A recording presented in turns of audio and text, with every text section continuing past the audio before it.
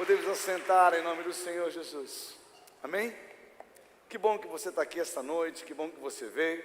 Falando nisso, já viu como a pessoa do seu lado está bonita? Gente, foi legal o dia de hoje? Gente, que eu tirei de foto hoje na rua, com o pessoal com a camisa. E não foi só o dia de hoje não, tá toda quinta-feira. Tá certo que ninguém é obrigado. Tá certo que ninguém é obrigado, mas toda quinta-feira a gente vai fazer isso, né? Quinta-feira é o dia de vestir a camisa. Eu visto quase todo dia, né? Mas eu recebi uma foto hoje de uma pessoa, um vídeo, né? Uma pessoa que falou: pastor, eu estava trabalhando, não postei foto, mas eu estou aqui indeciso. Eu tenho 13 blusas para ir na igreja, eu não sei que blusa que eu vou na igreja. Mas que bom que você está aqui, que bom que você vestiu a camisa, né? Eu tenho certeza que não é só vestir a camisa. O mais importante não é a camisa que você veste, mas é o Espírito Santo que te reveste. Amém? É aquele que está contigo, que está sobre você. Eu quero compartilhar uma palavra com você essa noite. E essa palavra me tirou o sono alguns dias. E eu falei: Senhor, se me tirou o sono, eu tenho certeza que eu não vou ficar sem dormir sozinho, né? Tem gente aqui hoje que vai para casa pensando nessa palavra, eu tenho certeza disso. Mas diz para quem está do seu lado: envelhecer dói. Dói ou não dói? Antigamente eu tomava sacolé, hoje eu tomo Dorflex. Mas não é esse tipo de dor que eu estou falando. Já dizia minha mãe que crescer dói, né? As pessoas já ouviram isso. Alguém já ouviu isso do seu pai? Olha, crescer dói, filho.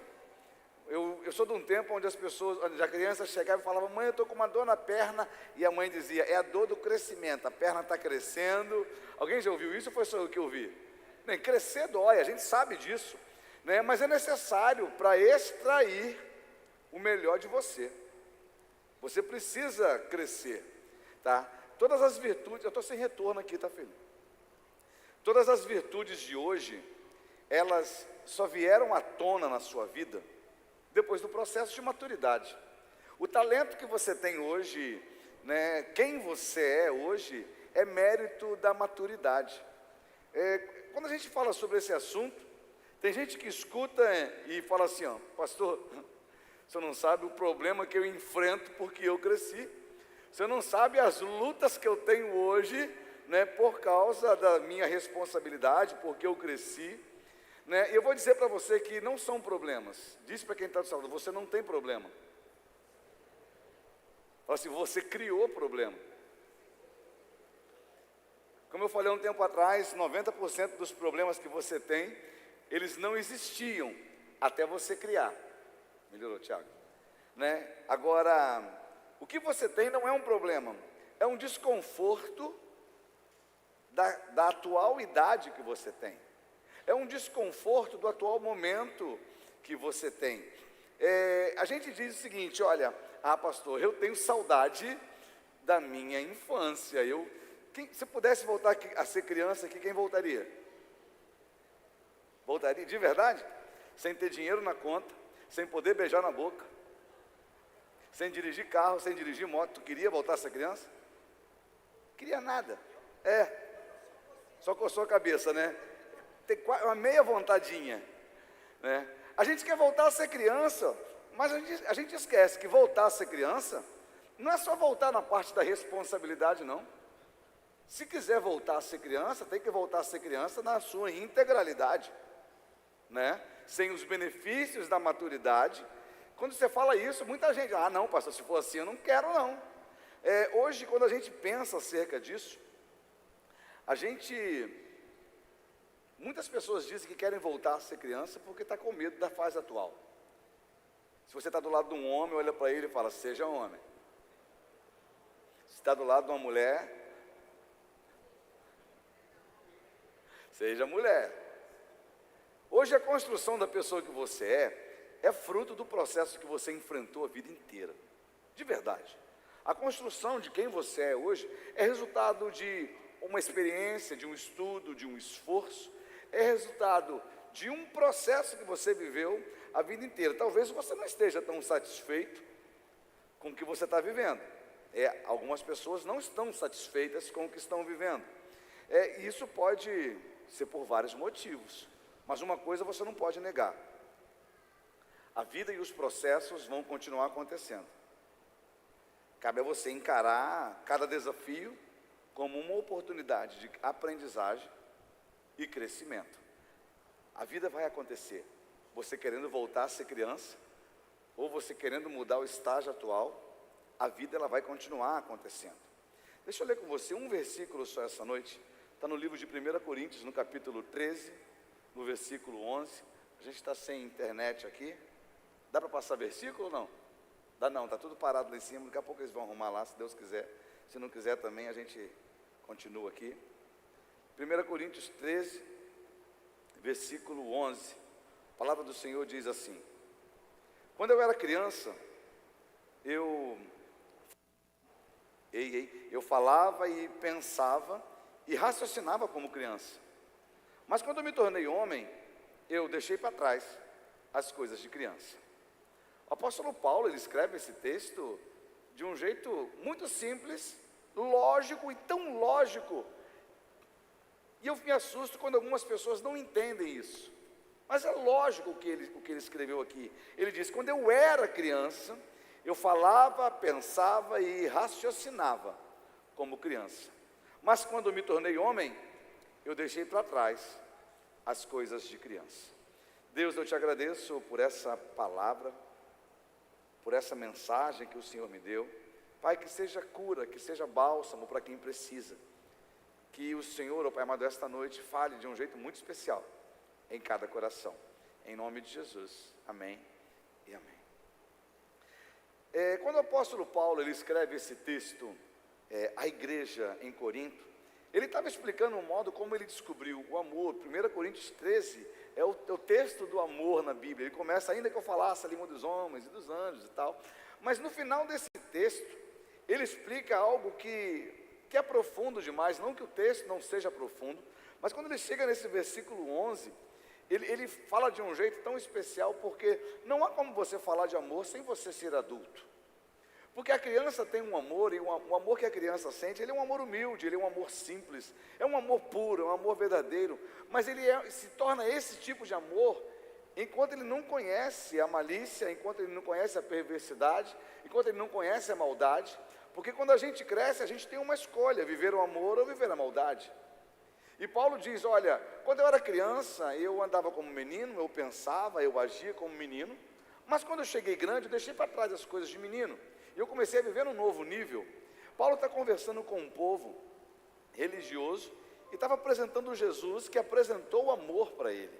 E falar de amor para um religioso é complicado demais, porque o religioso só quer saber da religião. Jesus não veio pregar religião, ele veio pregar um amor. Mas não é um amor como muitos estão dizendo hoje aí, que tudo aceita, ele tudo suporta, tudo crê, tudo espera. Mas é um amor que espera uma resposta de você também. Hoje, quando a gente ouve falar sobre esse texto, Paulo ele fala das virtudes desse amor, fala das responsabilidades desse amor, mas também tem dores. Porque Paulo ele experimentou um processo de mudança quando ele conheceu o amor de Deus. Diz para quem está perto de você: você precisa mudar. Pastor, mas eu já mudei tanto. Mas há um processo de transformação sobre a sua vida. Há um processo criacional da parte de Deus sobre a sua vida. Quando você olha para você e diz: não, pastor, eu estou satisfeito, não preciso mudar nada, é sinal que você olha para Deus e fala: Deus, o Senhor não é capaz de fazer melhor aquilo que o Senhor já fez de bom na minha vida. Deus ele tem sempre a oportunidade de continuar construindo algo excelente na tua vida. Hoje Deus trouxe você até aqui para te fazer pensar que a vida continua acontecendo. E apesar de tudo que você já viveu, o mundo não vai parar para te esperar lamentar. O mundo não vai parar por causa das suas crises. O mundo não vai parar porque você não concorda, porque você não aceita, porque você não quer estar neste lugar, porque você queria estar em outro lugar. O mundo não vai parar porque a gente olha e duvida que Deus existe. O mundo não vai parar porque você não gosta da igreja, não gosta do pastor. O mundo não vai parar por causa dessas coisas, o mundo continua acontecendo. E o Senhor te trouxe aqui esta noite para te fazer acordar e convidar você para acessar um nível diferente desse nível de imaturidade que muitas pessoas vivem por não querer concordar com aquilo que Deus está fazendo, com aquilo que Deus está agindo.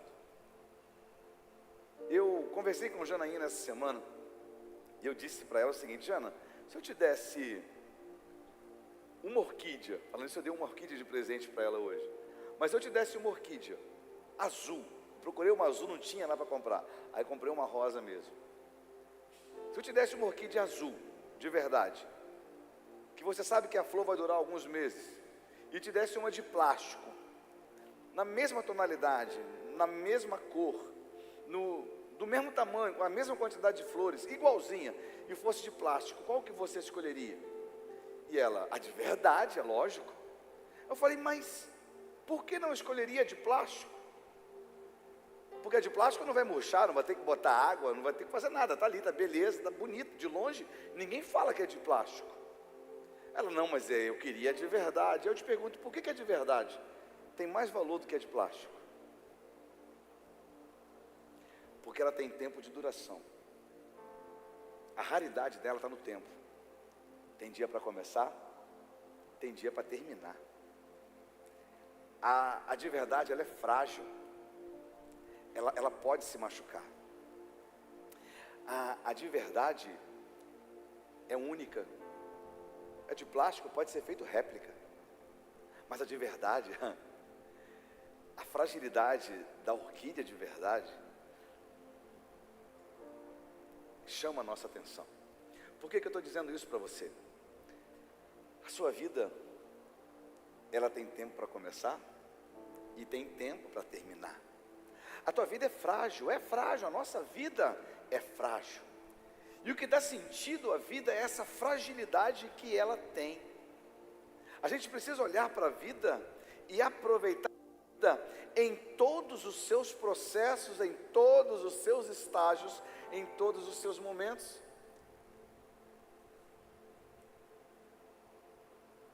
Quando eu era menino, eu queria saber das coisas de menino. Jogar bola até tarde, não ter responsabilidade com nada, sabia que chegava em casa e ia apanhar, mas a surra valia a pena por cada bola, e olha que eu nem jogava bola, não é verdade? Acordar tarde nos dias que não tem aula, e deixar de dever acumular, tarefa acumular, para a mãe puxar a orelha depois. A gente era menino, a gente fazia coisas de menino, pensava igual menino, a gente fazia o possível para fazer arte. A gente tinha um plano, não ter plano. Porque quando você tinha um plano, você assumiu o compromisso com aquele plano. E menino não quer ter plano. Menino quer viver a vida, quer curtir na fase de menino. Só que o tempo passou, eu cresci, e agora como homem, nem jovem sou mais, homem de 48 anos de idade. Eu não quero voltar a viver aquelas coisas de menino. Nem ficar muito feio, né? Ter que apanhar da mãe. Janaína não me bate não, fica tranquilo. Mas o tempo passou, diz para quem está do seu lado, o tempo está passando. Estou falando sério, pode dizer para a pessoa, o tempo está passando, cara. E a fragilidade da vida também é a beleza dela, a vida é frágil, ela é passageira. E cada fase da vida ela deve ser valorizada. Pô, o slide ficou tão bonitinho, pena que não dá para passar. Mas tá bom. Quando eu era menino, eu vivia como menino. Mas isso já faz um bom tempo. De verdade. Alguns lembram até hoje das travessuras da sua infância. E agem como se o tempo ainda fosse o mesmo. Tem gente que age como se a infância aconteceu agora de manhã. Deixa eu dar uma dica para você. Não, você pode dizer isso com muito carinho para quem está perto. É com carinho, tá, gente? Por favor, fala assim, ó, o tempo de ser irresponsável já passou. O tempo de ser irresponsável já passou. Uma vidraça quebrada para você hoje tem um peso de responsabilidade bem diferente da sua infância. Quando uma criança quebra um vidro, um adulto olha e pergunta: cadê o pai desse moleque? É ou não é verdade? Cadê o pai desse menino que está deixando ele solto, quebrando vidro na rua? Mas quando um homem quebra um vidro, qual a sua intenção de fazer isso na minha casa? Tu não me respeita? Eu quero saber qual é a tua intenção, por que você fez isso? O peso de responsabilidade é totalmente diferente. A gente sabe disso. Quando você era menino, a tua responsabilidade era uma, mas agora tu cresceu. Tu está crescendo, a tua responsabilidade é outra, totalmente diferente. Eu digo isso porque tem muitos adultos em crise. E a crise acontece pela falta de maturidade. Porque quando a gente era menino e a chapa esquentava, a gente corria para onde? Para a barra da saia da mãe ou para o colo do pai. Só que esse tempo, ele já passou. Eu te garanto que os seus pais, eles olham para você hoje, ou olhavam para você, e se alegravam do homem e da mulher que você se formou. Mas às vezes dentro de nós tem um lado menino, tem um lado menina, que quer voltar para um lugar que você sabe que tinha segurança. Quer voltar para um lugar que você sabe que podia puxar a orelha, mas queria te dar uma instrução dizendo: olha, a vida não vai parar para você acontecer, ela está acontecendo. E a gente tem algumas lembranças que marcam a gente, tem ou não tem? Só que ter lembrança não significa ter sentença. Tem gente que tem lembrança e pega daquela lembrança uma sentença para a sua vida, boas ou ruins. Alguns ainda vivem na sua maior idade com prisão da sua juventude. Só que esse tempo não volta mais. Eu não trouxe você aqui hoje para dar um sermão. Agora você sabe de onde é que vem o termo, passei um sermão no outro. Eu trouxe aqui, Deus trouxe você aqui nesta noite para dizer para você que a vida ela pode ser muito boa, se você entender o tempo que você está vivendo. A gente olha para trás e quer viver de novo algo que não dá mais. Existe um tempo que não volta mais à nossa vida. Você acha que eu não tenho lembranças da minha infância? Se tenho, com certeza. Parece até que a nossa infância foi 100% boa, né? Parece até que a tua infância foi 100% sem crise. Só que a gente sabe que a infância aconteceu e a gente viveu dores lá também. Sabe por que você não lembra das dores da infância? Da maioria das dores, algumas ficam cravadas em você. Porque você naquela época entendia que a vida era boa, apesar das dores. E você consegue se lembrar das travessuras, das alegrias, das artes que tu fazia. Mas às vezes das costas que levava também. Eu pensava, falava e agia como criança, mas isso faz parte do meu passado. Antigamente, quando eu tinha uma crise, mesmo depois de casado, te confesso uma coisa, tinha hora que eu me desesperava. Não chegava para falar isso para a Jana, porque eu era o marido, né? Sou o marido. E às vezes eu ia para um canto desesperado, dizendo, não sei o que fazer. Confesso que dava vontade de chorar, mas eu aprendi que chorar não resolve. Confesso que dava vontade de fazer pirraça. Fazer pirraça não resolve. Eu te confesso que tinha hora que eu tinha de abençoar alguém, mas também não resolve. E eu comecei a perceber que essas atitudes que eu tinha vontade de tomar eram atitudes comuns de uma criança. Fugir resolve? Não. A gente começa a olhar para algumas atitudes que a gente teve na vida, e a gente começa a identificar que muitas delas foram atitudes que a gente tinha quando eu era criança, só que isso não resolve no tempo adulto. Num relacionamento dentro de casa, quando um faz uma coisa que você não gosta, de repente você fala mais alto, quer brigar, quer discutir, eu te pergunto, se é atitude de homem, atitude de mulher ou atitude de criança? A gente via as crianças fazendo isso, a gente repudiava as crianças, mas se você prestar atenção, tem hora que a gente faz igual. Principalmente quando você vai comer um hambúrguer e vê que o hambúrguer do outro é maior do que o seu. Quem nunca mediu um copo de Coca-Cola do lado para saber se o outro tinha mais ou menos? Às vezes a gente faz isso na fase adulta. Por que ele está recebendo mais do que eu? Por que ele pode mais do que eu? Eu reconheço os meus erros e os meus acertos, de verdade.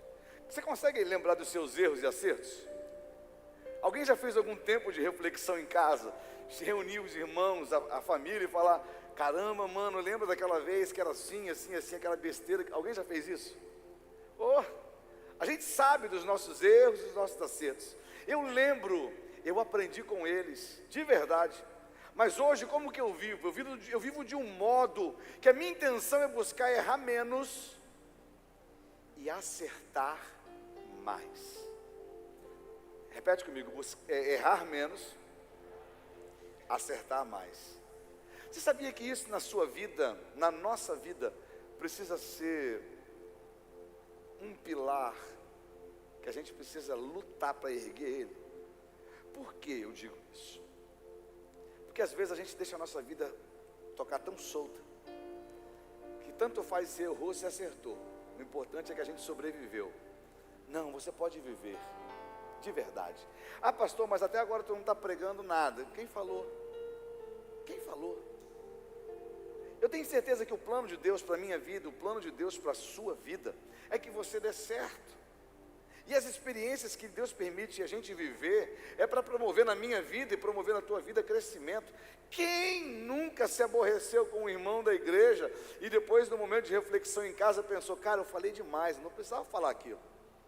Eu não precisava agir daquele jeito. Quem nunca? Pessoas que saem da igreja e hoje estão em casa dizendo: eu nem lembro por que eu saí da igreja. Só sei que eu saí, agora não sei como voltar. Crescer dói, tá? Mas é necessário. A dor do crescimento, ela se torna suportável quando nós entendemos os benefícios que estão depois do processo. Eu não digo para você que a vida não foi feita para ser dolorida.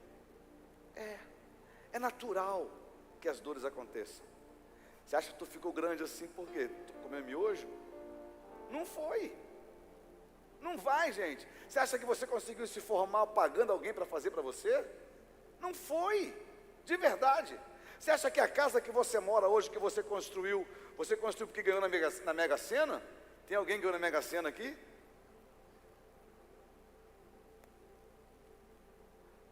O processo que você viveu foi dolorido, mas valeu a pena. De verdade, valeu a pena. É tão interessante que quanto mais rápido eu entendo, mais rápido eu aprendo. Às vezes na sua vida você não consegue evoluir porque você não quer entender o que está acontecendo. E a gente foge de entender alguns processos. Vamos lá. Ah, apareceu. Obrigado. Às vezes a gente não quer entender alguns processos. Eu já vi gente dizendo: pastor, Deus falou para mim que tem um chamado na minha vida, que eu tenho algo para fazer. Pô, legal. Deus falou para mim também. Mas a pessoa passa a vida inteira sem dedicar a oração, sem dedicar a leitura da palavra, sem buscar ao Senhor, sem se colocar à disposição. Passa 20 anos e fala: pastor, Deus falou para mim lá atrás, mas não aconteceu nada até hoje. Mas a gente não abre mão de algumas coisas para viver aquilo que Deus está fazendo, aquilo que Deus nos chamou para fazer junto com Ele. Quanto mais rápido eu entendo, mais rápido eu aprendo. Sabe, para de ficar medindo força com um processo. Eu vou te mostrar por que Deus me deu essa palavra. Porque a sua melhor versão, ela só vai ser revelada após a extração da sua virtude. Preste atenção nessa imagem. Quando você olha para cá, o que você percebe?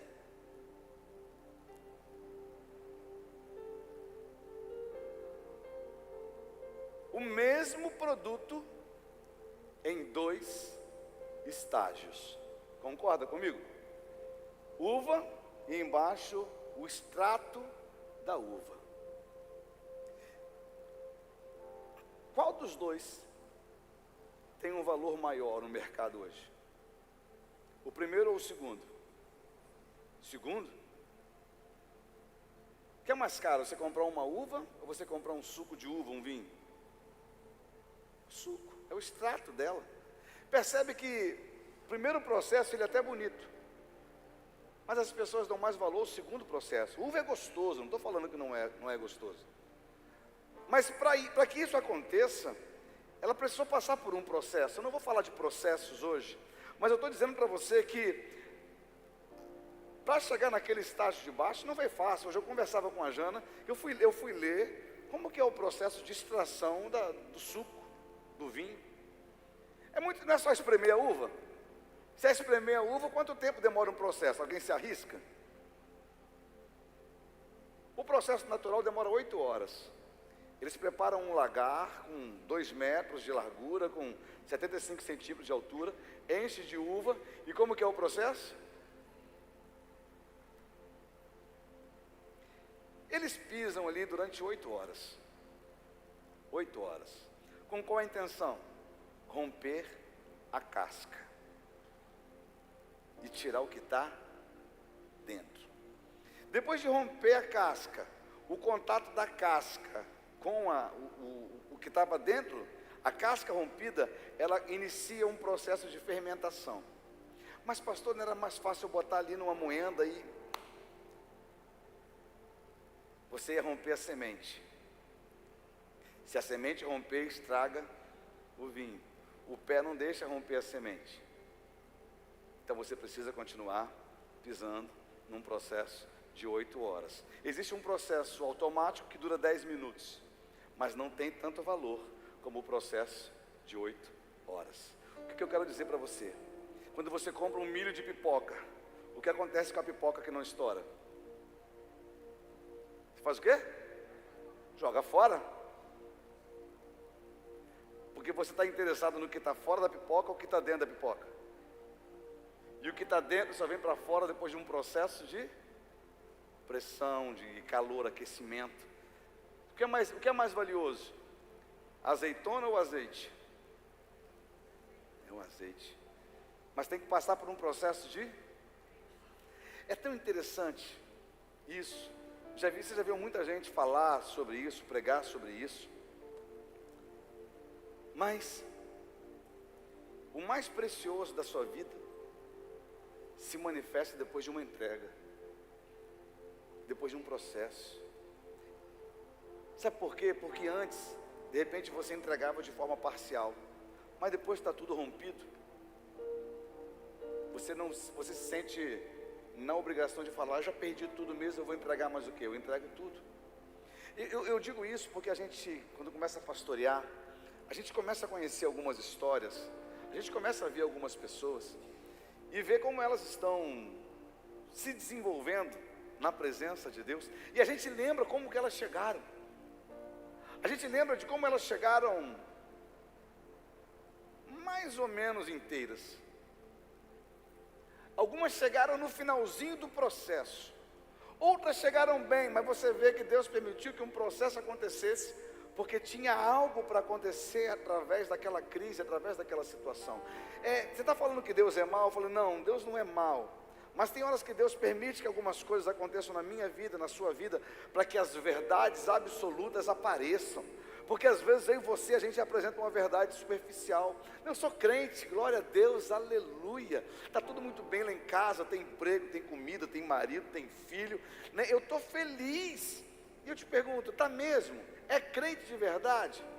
Ou é superficial? Às vezes vem uma tempestade para Deus colocar as coisas no lugar na sua vida. Aquilo que você orava de forma parcial, você passa a orar de forma intensa. Aquilo que você cria de forma parcial, você passa a crer de forma integral. O Deus que para você era encontrado nos cultos de quinta e no domingo, você acorda cedo, você acorda de madrugada para buscar Ele. Porque o Deus que era aparente, o Deus que era alguma coisa temporal na sua vida, se tornou a tua única escolha, a tua única opção. E você só descobriu isso quando?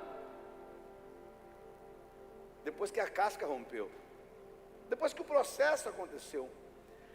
Isso que eu acabei de falar há pouco tempo atrás, quanto mais rápido eu entendo, mais rápido eu.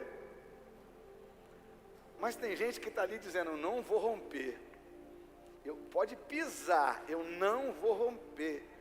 Cara, Deus decidiu fazer um suco de você. Quanto mais rápido você entende, mais rápido você aprende. Diz para quem está perto: para de medir força com Deus. Para de medir força com Deus. O que Deus quer fazer na tua vida é bem diferente daquilo que você planejou, que você programou. Tem gente que prepara um papel, um planinho, entrega a Deus: essa aqui é a minha vontade. E ele já preguei sobre isso, ele fala: tudo bem, é a tua vontade, mas os meus caminhos são mais altos que os teus caminhos. Processos são necessários e obrigatórios. Quando é com criança, a gente conversa de um jeito mais tranquilo, não é verdade? A gente tenta tirar as crianças do processo. A gente tenta enfeitar para as crianças um processo, para que elas não sofram. A gente passou um momento na nossa vida onde não tinha uma opção de comida, só tinha arroz e nugget, ou arroz e ovo. A Gabi não gosta de ovo, e eu tinha que fazer um esforço para comprar nugget. Chinelo, já viu aquele chinelão?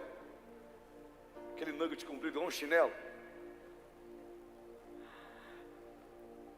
Aí às vezes tinha 2, mas não era tão grandão, era um pequenininho assim que vendia lá em Tatiara, pequenininho. Às vezes tinha 2. Aí bem, a gente dá um para a Gabi e o outro a gente parte no meio para nós 2. A gente já viveu assim, eu não tenho vergonha de falar isso não. Vergonha é ter duvidado que Deus ia suprir naquele momento.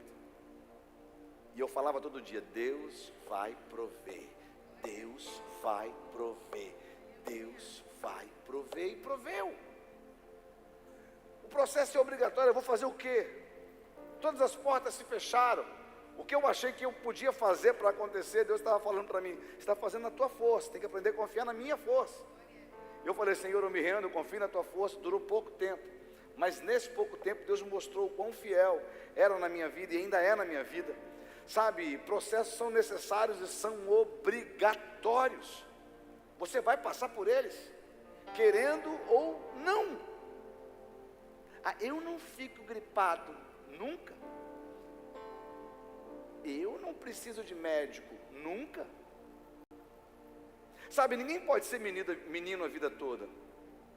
Se assim acontece, se uma pessoa é criança a vida toda, só pode ser possível se for por causa de genética, alguma deformidade genética. Ou de repente você está dizendo assim, ó: tudo que eu queria era não crescer. Mas certamente você esqueceu que para isso você ia ter que abrir mão dos benefícios da fase adulta. Essa conversa foi muito séria que o Espírito Santo teve ao meu coração. Porque no início da minha caminhada cristã, eu sempre tive vontade de ser pastor. Sério, desde criança. Só que lá atrás eu não imaginava a responsabilidade que era cuidar de um povo. Eu não tinha noção lá atrás da responsabilidade, da resposta que a gente teria que dar para as vidas que nos procurariam. Vou citar uma vez eu estava dormindo, 3 horas da manhã o telefone toca. Quem que liga para um pastor 3 horas da manhã? Tinha uma pessoa que ligava para mim para tirar dúvida da Bíblia,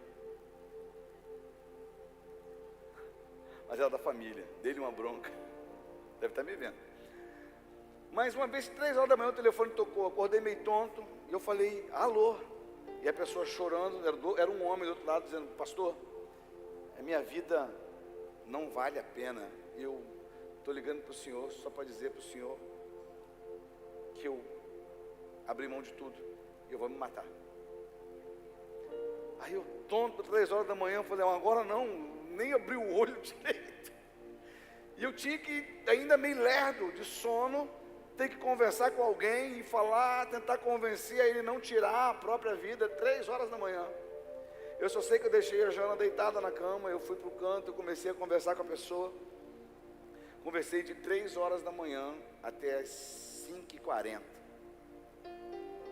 5h40 eu falei: onde é que você está? Eu vou até você. Eu fui até ele, fui conversar. A vida do cara estava uma droga. Estava uma droga. Desempregado, sem casa. A esposa tinha aberto mão dele, tinha virado prostituta, se enveredou por outras religiões totalmente diferentes daquela que ele professava. Ele não tinha ninguém, tinha voltado a beber, a usar cocaína. Ele falou: minha vida não presta, Deus não me ama. Mas num processo, a gente cuidou dele por um tempo, depois mudou tudo. Eu quero dizer para você que eu achava que pregar, que ser pastor, era subir no culto, abrir a Bíblia, pregar, orar e tá bom. Mas hoje, quando Deus nos levantou neste lugar, quando Deus nos deu essa igreja, deixa eu confessar uma coisa para você. Já teve um momento na minha vida que eu tive vontade de fazer pirraça.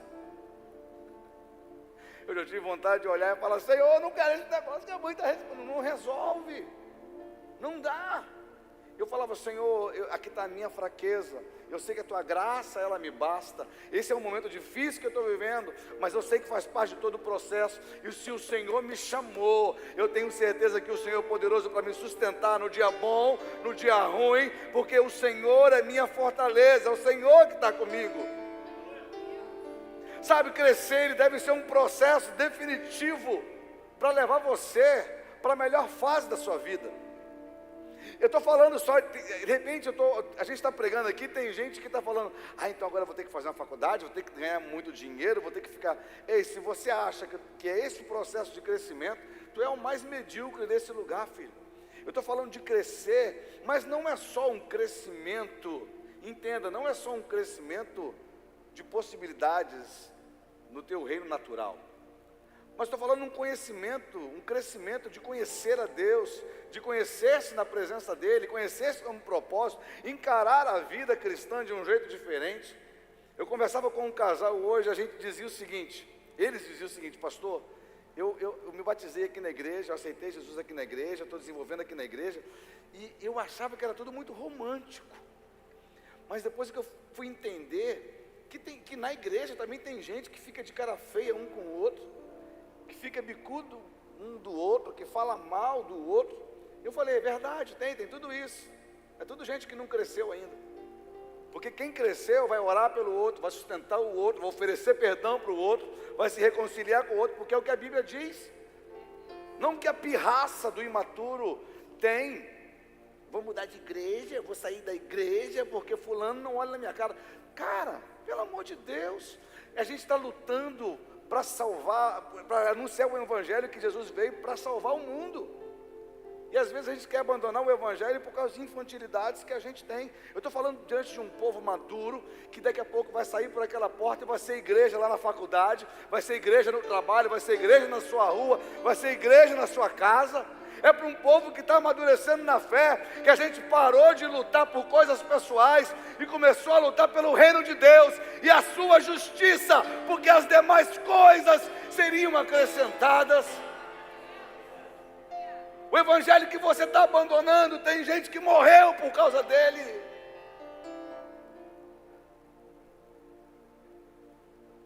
Pastor, estou muito triste, decepcionado, porque não aconteceu nada como eu queria. João Batista, quando estava preso, chega para os discípulos e fala: estou aqui um tempão na cadeia, não tenho notícia de Jesus, eu anunciei quem ele era. Será que vocês podem me dizer o que está acontecendo? Será que eu anunciei o Cristo certo? Os discípulos vão falar com Jesus, dizendo: olha, João me pediu a perguntar para o Senhor se você é o Cristo mesmo. Ele fala: diga para ele que os cegos estão vendo, os coxos estão levantando e o evangelho tem sido pregado. Eu imagino eles voltando para cá, lá para a prisão, dizendo: João, você fez o certo, é isso mesmo. Eu imagino que quando chegou o dia da morte, João não teve dúvidas, a missão dele tinha acabado. E ele entendeu, como que Paulo havia entendido, que para mim, morrer com Cristo, por Cristo, é lucro. É lucro.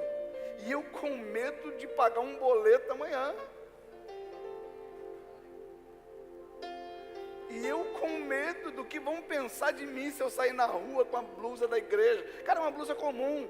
Eu não estou preocupado de você usar ou não usar a blusa da igreja. Estou preocupado se você foi revestido pelo Espírito Santo e não tendo o que reclamar mais na sua vida. Você tem que confiar acerca do Deus que te chamou, o Deus que está te levando, que está te conduzindo. Sabe, crescer deve ser um processo definitivo que vai te levar para a melhor fase da sua vida. E o melhor da vida é quando aprendemos a valorizar o tempo que está passando. O melhor da vida é valorizar o tempo que está passando. Quando isso acontece, a gente começa a viver sem pendência, de verdade, e podemos seguir com alegria da próxima fase. Uma vez eu vi uma reportagem chamaram umas pessoas que estavam no estágio terminal de vida e perguntaram para elas qual seria a última coisa que vocês queriam fazer da vida de vocês. Quase 100% disse o seguinte: eu queria voltar para casa, abraçar meus filhos, abraçar minha família, sentar à mesa, fazer uma refeição com eles, estar com eles, morrer ali, terminar ali. O interessante é que às vezes a gente precisa chegar num extremo desse de morte para a gente ver o que é importante. Porque quando a pessoa está bem, quando a pessoa está viva, a gente está do lado, mas não está ali. A gente comete um erro absurdo com isso aqui, sabia?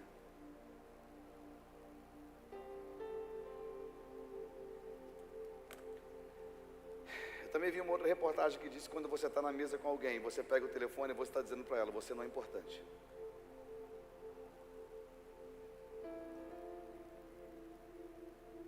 Eu não quero conversar com você, eu quero conversar com quem está longe. Quando você coloca em cima da mesa, quando você pega na mão, você diz isso. Quando você coloca em cima da mesa, você diz, você é a minha segunda opção, porque a minha primeira está aqui. Se alguém ligar, eu atendo. Enquanto ninguém liga, eu falo contigo. De um jeito muito inconsciente a gente faz isso. Eu preciso me policiar, eu brigo com isso o dia inteiro.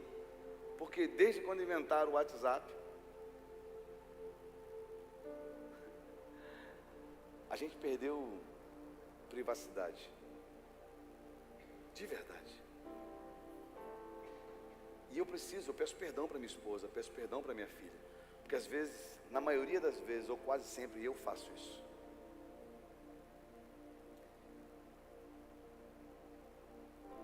A gente não tem que esperar as pessoas partirem para dizer o quanto elas eram importantes para a gente. A gente não tem que esperar quem está do nosso lado morrer para dizer o quão valioso essa pessoa é. Se você está do lado de um amigo, está do lado da sua esposa, está do lado do seu marido, do seu filho, olha para ele e diz o quão importante ele é para você. Amo você. De verdade. Sabe, eu digo isso porque a gente começa a entender que a vida não é para quem tem mais. A vida é para aquele que é feliz com aquilo que tem. Porque tem gente que vai ter muito, tem gente que vai ter pouco. Mas todo mundo tem alguma coisa para ser grato. De verdade. Não há como a gente ser pleno num nível se apegando das lembranças do nível anterior. Eu digo isso porque quando você casa com um propósito. O propósito correto do casamento é: eu encontrei a pessoa certa e ela merece ser feliz. Eu estou pleno e eu vou usar essa plenitude para fazê-la feliz. Casamento não é carência, eu vou casar porque eu preciso que alguém me complete. Não, filho, eu já sou completo. E eu quero derramar essa completude que eu tenho sobre a vida de alguém. Aí acontece o verdadeiro casamento, a verdadeira alegria de um casamento. Sabe por quê? Porque quando você procura alguém para completar você, se a pessoa não suprir a tua necessidade, você vai ser um infeliz dentro de um casamento. Se você não conseguiu se completar, se suprir, você acha que alguém vai resolver um problema que é teu? A gente precisa olhar para a nossa vida e se resolver na fase anterior. Então a fase de ser menino é a fase de estar resolvido. Porque quando eu vou para a fase adulta, tem um livro do J.B. Carvalho que ele fala muito sobre isso. Menino, já viu que O playboy, menino playboy. Que menino playboy é esse? Se estiver aqui, cara, tu vê porque tu quis. Mas é um cara que é acima de 40 anos, que ainda se comporta como um garoto de 20. Não casou, mora com a mãe, tem carrão, gosta de se vestir como menino, mas não tem uma responsabilidade de homem, dizendo: está na hora de eu constituir família. Está na hora de eu dar continuidade àquilo que meu pai me ensinou a fazer. São pessoas que vivem numa fase diferente com a mentalidade da fase anterior. Sério. É menina que casa, eu vou casar, mas quer casar para se livrar da responsabilidade de casa. Aí depois casa, diz que tem que fazer roupa, tem que fazer comida, tem que lavar a roupa, tem que limpar a casa. Aí fala: tenho que saudade da minha mãe. Tua mãe fazia tudo para você, mudou de fase. Já está no outro nível, no outro tempo. É se adaptar com o tempo que você está vivendo. Agora, a gente não se torna pleno quando a gente chega para o outro nível pensando na fase anterior. Um adulto com mentalidade infantil é um frustrado. E é um desastre para todo mundo que está à sua volta. Eu vou te confessar um pecado meu. Tem hora que a quinta série vem na cabeça, a gente até faz uma zoeirazinha. Alguém lembra da quinta série? Tá rindo, né? Tem hora que eu chego assim, olho para a Jana olha para minha cara assim, ó. Foi mal, foi um lápis, peço perdão, mas a vida continua. Não tem um problema de você ter um dia zoeira na tua vida. O que você não pode é viver uma vida assim, uma vida irresponsável, uma vida, sabe, ferindo quem está perto, com atitude imatura. Não há como a gente ser pleno em outro nível, se apegando, isso mesmo, se apegando à lembrança do tempo anterior. É melhor você soltar. Diz para quem está do seu lado: abra a tua mão. Solta a fase anterior. Solta e se apegue no que está acontecendo agora. Pensa só, para aquela uva, se você pegasse um cacho e espremesse para sair o suco, o que é mais importante, a casca ou o suco? O que é? Então por que você não solta a casca? É gente segurando o bagaço na mão daquilo que já não faz parte, que não traz utilidade nenhuma, e perde a alegria de desfrutar do próximo momento. Tem gente segurando tudo que fez parte do processo anterior, já passou, você já foi transformado, você já é uma nova criatura, você já teve uma vida passada, foi verdade, mas não é mais a tua vida, não é mais a tua história. Tem gente que se sente ofendido quando alguém chega e fala do passado. Uma vez chegaram para mim e falaram assim: olha, me falaram de você que você fazia isso. E eu falei: a pessoa te falou pouco, tem mais isso. Só que foi um passado, aconteceu, não é mais o meu presente, não é mais a minha realidade. Eu tive um encontro com Jesus que mudou a minha história. Eu não segurei aquele bagaço que não faz parte mais da minha vida. É gente segurando pessoas que não faz parte da sua vida mais. Libera essa vida. Tem gente nova chegando, tem amigos novos chegando, uma igreja nova para você. Mas não, fui muito ferido na igreja e eu não quero mais nada com a igreja. Está segurando o bagaço da ferida antiga e está abrindo mão de viver um tempo novo, um tempo diferente. Sabe qual é o melhor da vida? O melhor da vida abundante é o agora. Repete comigo: é o agora, é o hoje. Esse momento é a melhor parte da sua vida. Sabe por quê? O agora é importante. A gente até faz planos, faz ou não faz? Tem gente que é muito bom de fazer plano, mas eu vou te fazer uma pergunta: vai acontecer? Você me garante 100% que vai acontecer? Primeiro, será que tu está vivo até amanhã?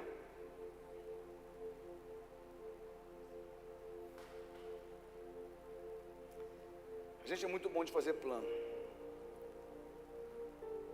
A gente imagina até como vai ser o nosso futuro, mas nada é tão certo e real como o agora.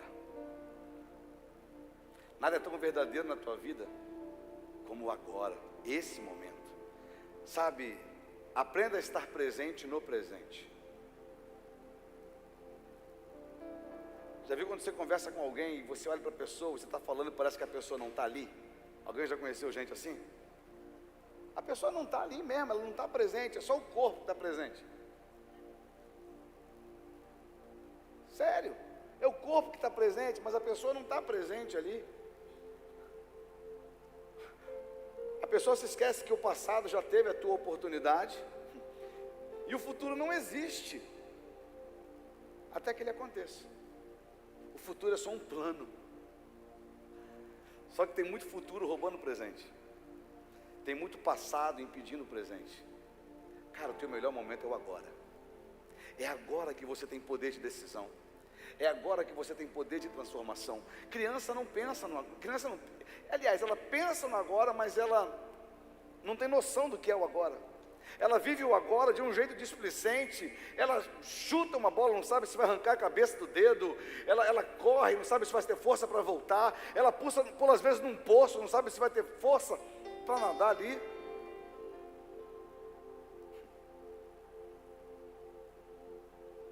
O futuro não existe.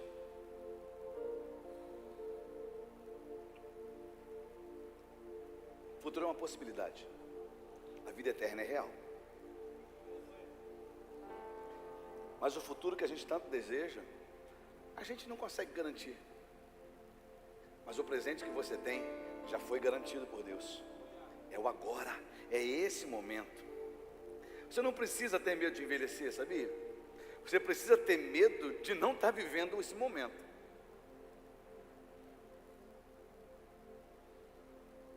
Tem uma música secular que fala muito sobre isso. Não vou cantar não, senão vai virar meme na internet.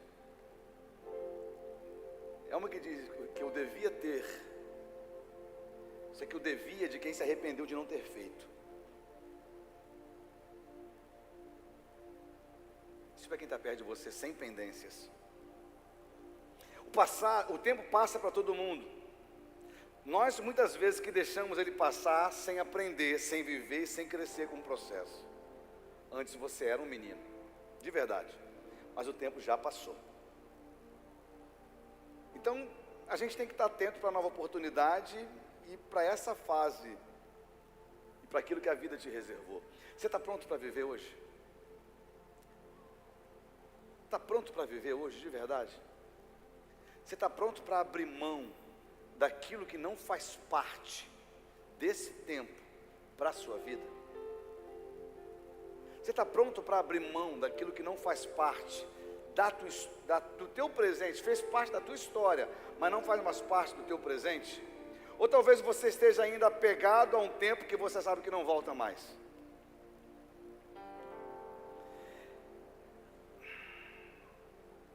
Se eu perguntasse para você hoje, você está pronto para partir desse lugar? Você está pronto para partir dessa terra? O que você diria?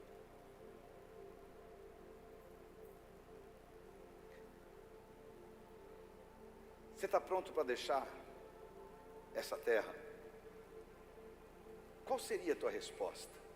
Ah, pastor, ainda tenho tanta coisa para fazer. Pendência? Não é coisa que eu vou conquistar. Futuro? O mais importante é o agora. Os dias já mudaram, as circunstâncias já mudaram, as coisas já mudaram, mas o seu coração insiste em não mudar, em não crescer, em não aprender. Ei, deixa eu dizer uma coisa para você, para a gente poder fechar esse momento. É tempo de fechar a porta para aquilo que passou e entrar pela nova porta que o Senhor te abriu. Existe um caminho pronto, traçado para você. O passado você não consegue voltar para lá. O presente é essa porta aberta que Deus abriu, mas existe uma infinitude à tua frente com Deus. Existe uma infinitude de possibilidades em Deus, e o Senhor está dizendo para você: para de viver de passado.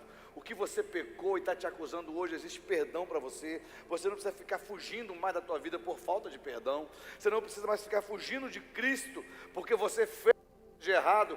Aquilo que você fez, Ele já sabe. Ele quer saber se hoje, agora, na atitude de alguém consciente, você está arrependido do que você fez, está disposto a confessar para Ele a tua culpa, o teu erro, e dizer: eu errei, como menino eu errei, mas hoje como homem eu reconheço que foi um erro.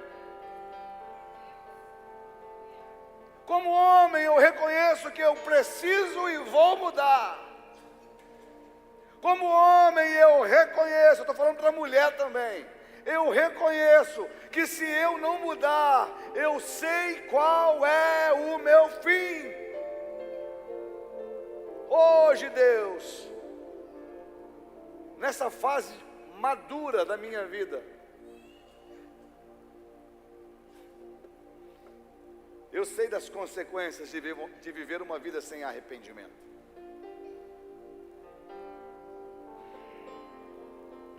Já vi muita gente pregar um evangelho da experiência.